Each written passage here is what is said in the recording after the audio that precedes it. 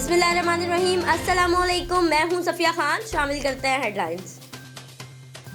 यौमिया उजरत पर काम करने वाले टैक्सी ड्राइवरों में civil society association of Pakistan की जानिब से राशन तकसीम किया गया।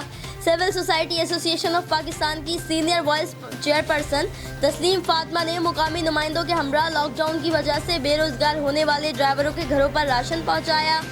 तस्लीम फातिमा ने रिमार्क्स दिए कि हम हुकूमत के हिस्से का काम कर रहे हैं। वज़ीर आज़म इमरान खान से दरख्वास्त है कि तकरीरों के साथ साथ मुस्तकीन के लिए अमली तौर पर भी कुछ कराया जाए। हंगामी हालात में इंडस्ट्री के तहफ़्फ़ुज़ के लिए हंगामी इक़दामात। वज़ीर आज़म इमरान खान ने मुल्की सनत को बड़ा रिलीफ दे दिया। इमरान खान की ज़ेर सदारत अहम इजलास। रीफंड की मद में सनत को 100 अरब रुपए फौरी जारी करने का फैसला। वज़ीर आज़म ने कहा, मुल्क की इंडस्ट्री का चलते रहना बेहद ज़रूरी है। आइंदा 24 घंटे में 100 अरब रुपए जारी किए जाएंगे। इंडस्ट्री चलती रहेगी तो लोग बेरोजगार नहीं होंगे। LPG की कीमत में 40 रुपए फ़ी किलो कमी। ओगरा ने नोटिफिकेशन जारी कर दिया। नई कीमत 90 रुपए फ़ी किलो मुकर्रर। घरेलू सिलेंडर की कीमत 463 रुपए कमी के बाद 1067 रुपए हो गई। कमर्शियल सिलेंडर 4107 रुपए का मिलेगा।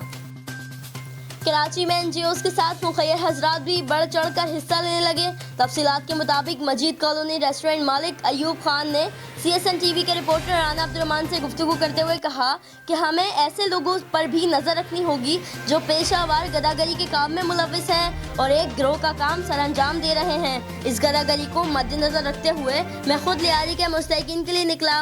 मुखैर हजरात से अपील करता हूँ कि वो भी खुद इस काम को सर अंजाम दें।